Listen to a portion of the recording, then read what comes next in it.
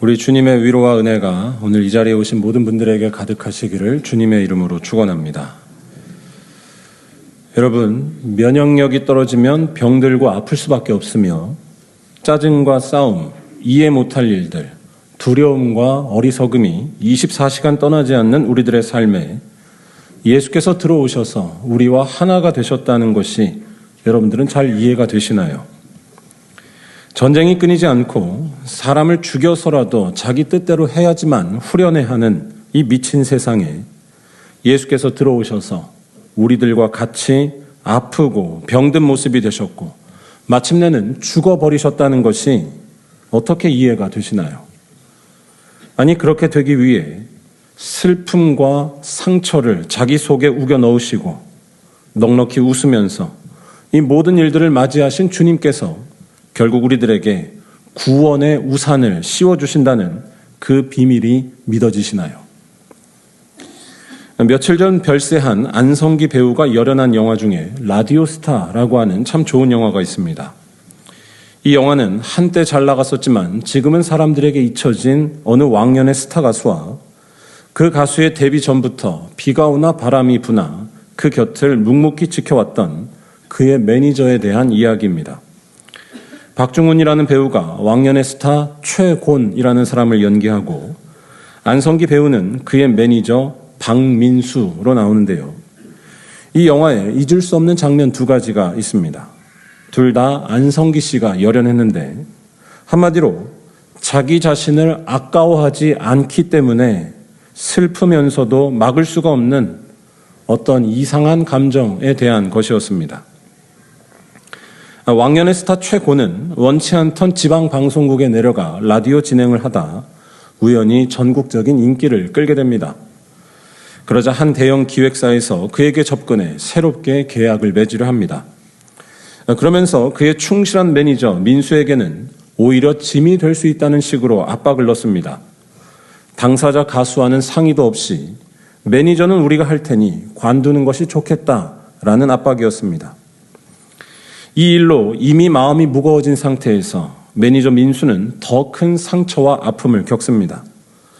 까탈스러웠던 가수 최고는 평소에도 말을 쉽게 하곤 했는데 이때 그가 자신의 충직한 매니저 민수에게 어쩌다가 가시 돋친 말을 쏟아낸 일이었습니다. 최곤이 서울로 가고 싶어하는 마음을 알게 된 민수는 자신이 없는 것이 낫겠다라고 마음먹고 일부러 조용히 그를 떠나려 합니다. 그러자 최고는 갑자기 떠난다는 민수에게 화를 내며 상처 주는 말을 쏟아냅니다. 내가 잘 나갈 때 형이 가오 잡은 것 말고 한 게 뭐가 있냐? 나한테 해준 게 뭐가 있냐? 등의 거친 말이었습니다. 이에 매니저 민수는 슬픔과 분노, 허탈감 속에 최곤을 떠났고 아내와 함께 아침마다 김밥을 만들어 팔면서 지냅니다. 그러던 중 김밥 장사를 마치고 집으로 돌아오는 버스에서 최곤이 진행하는 라디오가 흘러나오고 있었고 그걸 듣게 됩니다. 이때 최곤은 그리운 형, 매니저 민수에게 돌아오라고 울면서 이야기합니다. 그러자 이 영화의 백미로 꼽힐 만한 장면이 등장합니다. 자신의 남편이 가수 최곤을 잊지 못하고 그 마음이 여전하다는 것을 알고 있던 민수의 아내는 같이 버스에서 라디오를 듣고서는 돌아가라라고 나지막히 말합니다. 그때 안성기 씨가 연기한 민수의 표정과 대사를 저는 잊을 수가 없습니다. 한번 보여주실까요? 민수는 목구멍까지 올라오는 눈물과 그리움을, 슬픔을 김밥을 입에 우겨 넣으며 꾹꾹 참습니다. 그러면서 나 안 가, 나 김밥 장사할 거야 라고 마음에도 없는 말을 내뱉습니다. 꾸역꾸역 김밥을 입에 넣으며 감정을 억누르고 말하고 있는 이 모습은 복잡한 감정을 보여줍니다. 얼마나 힘들었을까요? 얼마나 상처가 깊고 아팠을까요? 그동안 5만 가지 까탈스러운 것도 다 받아주고 있는 것 없는 것 다 써서 매니저 한 세월을 생각할 때 상처는 깊고 아플 수밖에 없습니다. 하지만 동시에 그는 참 이상한 감정도 같이 가지고 있었습니다. 김밥을 꾸역꾸역 집어넣지 않으면 다 터져 나올 것 같은 그 마음, 곧 자신이 돌봤던 그 가수에 대한 그리움과 잊을 수 없는 마음이었습니다. 겉으로는 안 간다 하고 있고 그 아픔과 상처가 너무 깊지만 동시에 그 상처를 준 가수의 곁이 자기가 있어야 할 곳임을 느끼고 있던 것입니다. 그 이유는 상처와 아픔을 즐기는 메조키스트여서가 아닙니다. 저 가수가 내가 돌봐야 할 친구이고 그에 대한 마음을 막을 수가 없어서였습니다. 한번 잘 상상해 보시기 바랍니다. 한편으로 얼마나 보고 싶었을까요? 그 이상한 감정 때문에 슬픔을 속에 우겨넣고 그의 곁으로 가야 한다고 느낀 것입니다. 그래서 민수는 결국 그에게 돌아갑니다. 그런데 그때 어떻게 돌아가는지 여러분 아시나요? 한번 보여주실까요? 화딱지난 표정으로 돌아가지 않습니다. 예전처럼 말끔하게 정장을 차려입고 만면에 환한 미소를 띤 채 노래를 부르면서, 그것도 비가 막 내리는데 자신은 비를 맞고 가수에게는 우산을 씌워주면서 돌아갑니다. 아프고 상처받고 괴로울 걸 알지만 막을 수 없는 감정에 휩싸여 웃으며 돌아간 것이었습니다. 제가 이런 말씀을 드리는 이유는 오늘 말씀에서 예수께서 세례 받으시는 모습이 꼭 지금 이야기해드린 매니저 민수의 모습과 오버랩 된다고 느껴지기 때문입니다. 예수께서도 복잡한 감정을 부여잡은 채로 우리 삶에 들어오셔서 우리와 하나 되시기 위해 기꺼이 세례 받으셨다는 것입니다. 우리는 예수께서 세례 받으신 사건에 대해 종종 교리적으로만 아주 기계적으로 접근하곤 합니다. 예수께서 공생애를 시작하며 받으신 하나의 통과 예식처럼만 이해하는 것입니다. 그러한 의미도 있지만 오늘 말씀에 나온 예수의 모습은 좀 더 깊이 들여다볼 필요가 있습니다. 저는 세례를 받으신 예수의 이 모습, 특별히 세례 요한이 의아해하며 사양하고 있는데도 내가 세례를 받겠다며 앞으로 치고 나오시는 예수의 모습이 뭐라고 할까요? AI같이 건조하고 기계적인 모습처럼 보이지 않았습니다. 여기에서 예수의 감정이 느껴졌다고 할까요? 이 지긋지긋하고 괴로운 인간의 삶 속으로 들어오는 것이 힘들고 그래서 상처받을 게 뻔하지만 그래도 그것을 마다하지 않고 계신 그분의 이상한 감정 같은 것이 느껴졌다는 말씀입니다. 무슨 말씀이냐면 세례는 선한 것 하나 없는, 그래서 복잡하고 괴롭고 죽을 수밖에 없는 우리 죄인이 받는 것인데 아무 흠이 없으신 예수께서는 그 세례를 기꺼이 받으셨다는 것입니다. 왜냐하면 그것이 인간을 구원하시려는 하나님의 모든 의를 이루는 것이었기 때문이고 예수께서는 하나님의 그 의를 이루는 것에 자기의 마음을 다 빼앗기셨기 때문입니다. 막을 수 없는 하나님께 대한 순종의 마음, 막을 수 없는 죄인을 구원하려는 마음이 예수께는 충만했습니다. 그래서 자기가 죄인과 같아지는 그 괴롭고 상처가 끊이지 않는 삶의 자리로 기꺼이 나아가셨다는 것입니다. 저는 상상컨대 이때 예수께서도 아까 소개해드린 영화에 나온 매니저처럼 한편으로는 꾸역꾸역 슬픔을 참으면서, 하지만 또 한편으로는 환하게 웃으면서 세례의 자리로 나아갔을 것만 같습니다. 오늘 말씀을 다시 보시면 오늘 말씀의 배경은 요단강에서 세례 요한이 사람들에게 세례를 베풀고 있던 상황이었습니다. 이때 예수께서도 다른 사람들처럼 세례 요한에게 찾아와 세례를 받으려 하시는데 이 모습을 본 세례 요한은 난감해합니다. 왜냐하면 예수는 세례를 받아야 할 뿐이 아니라 오히려 세례를 베풀어 주셔야 할 분이라는 것을 그는 잘 알았기 때문입니다. 14절에 내가 당신에게 세례를 받아야 할 터인데 당신이 내게로 오시나이까? 라는 세례 요한의 질문이 그러한 인식을 보여줍니다. 그는 자신과 예수 사이의 질적인 차이를 항상 인식했고 자신은 어디까지나 예수의 오실 길을 예비하는 마중물 같다는 것을 잊지 않았습니다. 세례 베풀기를 거절하고 있는 세례 요한의 이 모습은 단순히 겸손하게 행하는 것을 넘어서서 예수가 누구신지를 분명히 알았기 때문에 가능했던 일종의 신앙 고백적인 모습이었다는 것입니다. 그런데 예수께서는 이렇게 기특한 세례 요한에게 참 이상하게 대답하십니다. 뭐라고 할까요? 제가 좀 불평불만 섞인 투로 말을 해보자면 예수는 단 하나라도 좀 편안하게 넘어가는 것이 없습니다. 세례 베풀기를 사용하면서 예수께 대한 정확한 고백을 하고 있던 이 착한 세례 요한에게 굳이 세례를 받겠다고 불편하게 끝까지 고집하는 것이었습니다. 거칠게 질문을 해서 아니 형식적인 것을 싫어하는 사람들의 입장을 대변해서 질문을 해보자면 굳이 이렇게 하실 필요가 있었을까요? 세례를 받고 안 받고 이런 것은 별로 중요하지 않고 예수께서 실제로 하시는 일이 중요한 것 아니냐라는 것입니다. 그런데 오늘 말씀에서 예수께서는 그 고집을 꺾지 않으십니다. 아니 사복음서 전체가 그렇게 고집을 꺾지 않는 세례받는 예수를 일관되게 전합니다. 그 이유는 분명합니다. 세례 받으시는 것이 예수께는 하지 않을 수 없는 일이었기 때문입니다. 뭐라고 할까요? 사랑하는 사람에게 편지를 쓰고 자기 마음을 밝히는 것이 형식이 아니라 하지 않을 수 없는 일인 것과 비슷하다고 할까요? 곧 하나님께서 맡겨주신 사명에 대한 순종의 마음과 죄인을 향한 구원의 마음이 충만하셨던 예수께서는 자기 백성과 하나가 되어 구원의 뜻을 펼치는 그 일을 막을 수가 없으셨다는 것입니다. 모든 죄인들이 받는 세례를 같이 받음으로써 사람들과 하나가 되는 그 자리에 그가 서셨고 거기에서부터 구원의 역사를 이루어 나가기 시작했다는 것입니다. 15절을 잘 보시기를 바랍니다. 일단 예수께서는 세례 베풀기를 사양하고 있는 세례 요한에게 이제 허락하라 라고 말씀하십니다. 이 말은 세례를 빨리 베풀라고 재촉하는 것이 아니라 지금은 이 일을 꼭 해야 한다라는 것입니다.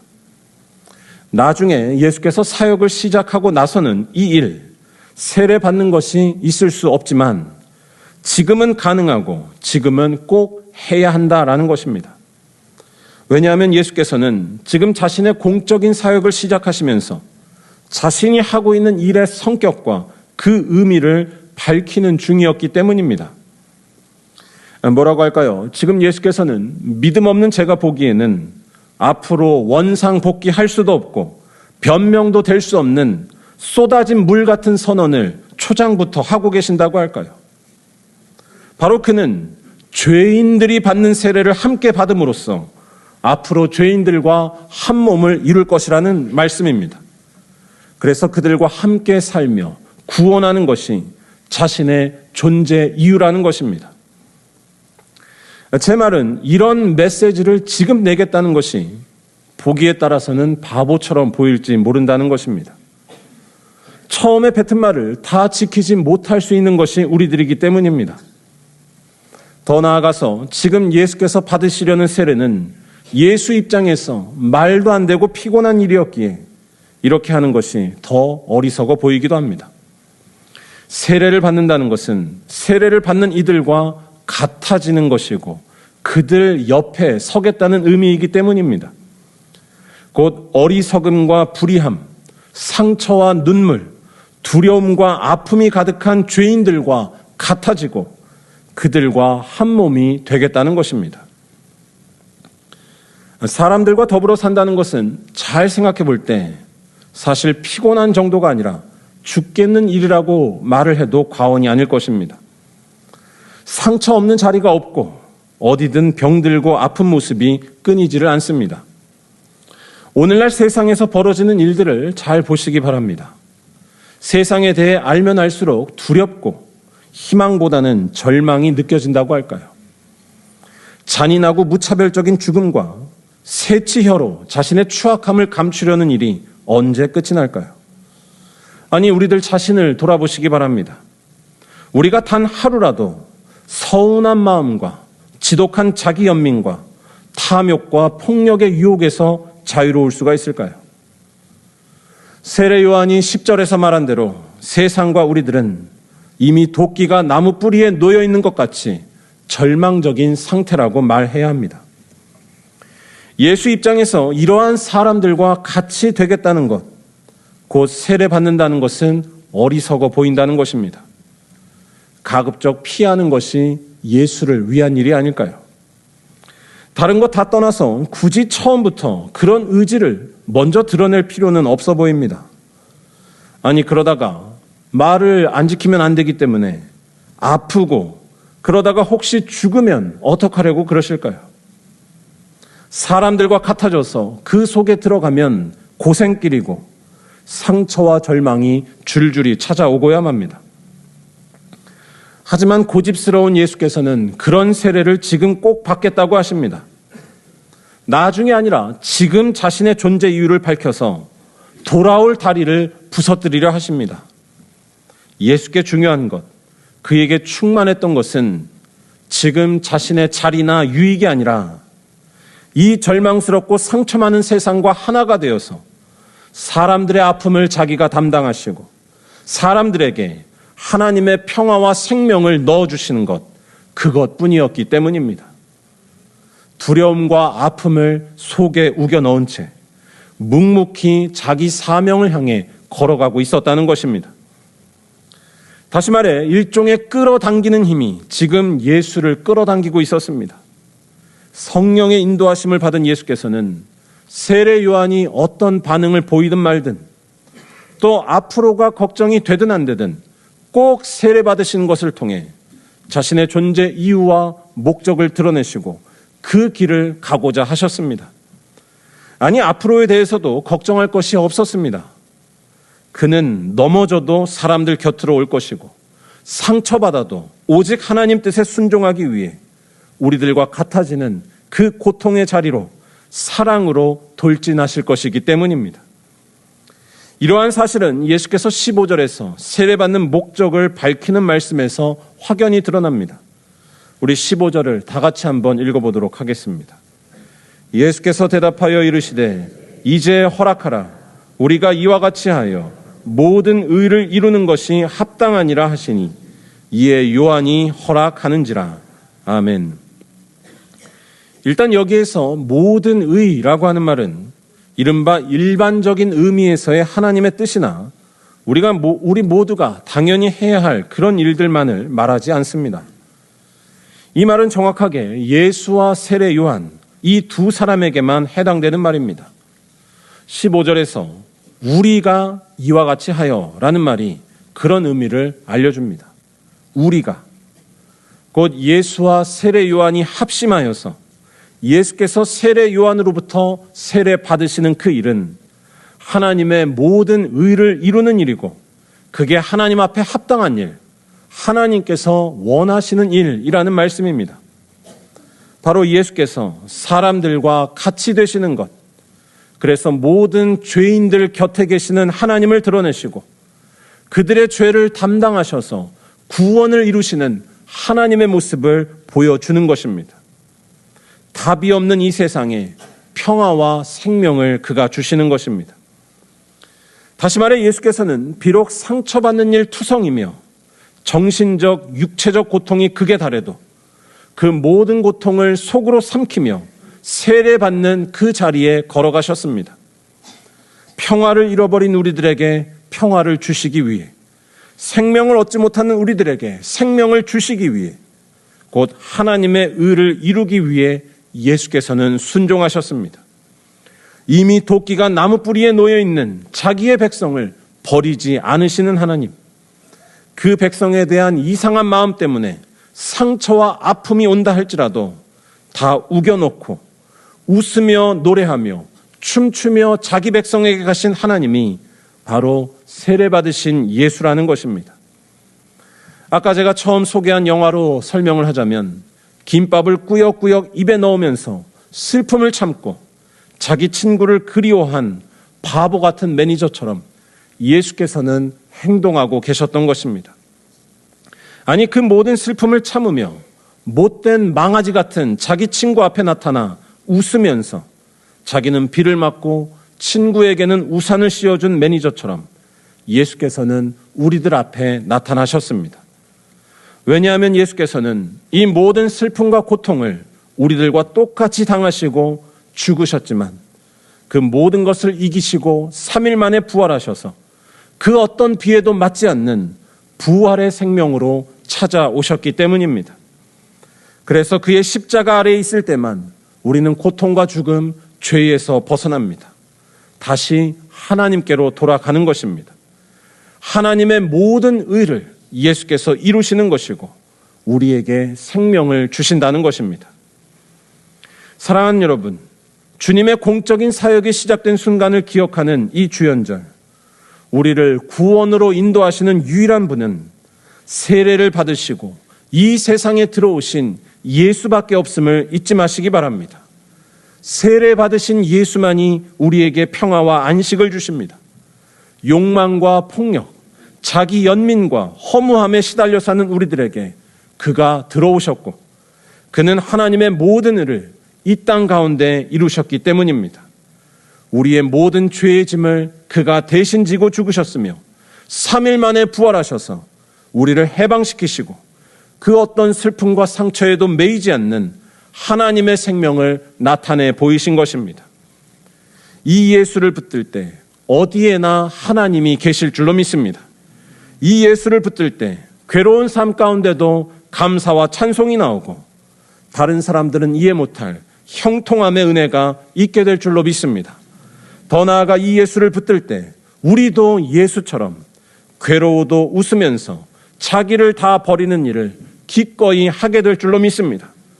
피곤한 일 투성일지라도 연약한 이들을 내 몸처럼 돌볼 수 있으며 나를 괴롭게 하는 이들마저 품어주고 그를 위해 기도해주며 힘들지라도 기도하기를 쉬지 않으며 사는 것입니다. 하나님의 모든 의를 이루신 예수께서 우리 안에 살아 역사하시는 것입니다. 바라기는 이러한 예수의 능력과 빛이 날마다 보이고 그 능력으로 살아가는 말년교회 모든 성도들이 다 되시기를 주님의 이름으로 간절히 축원합니다. 기도드리겠습니다.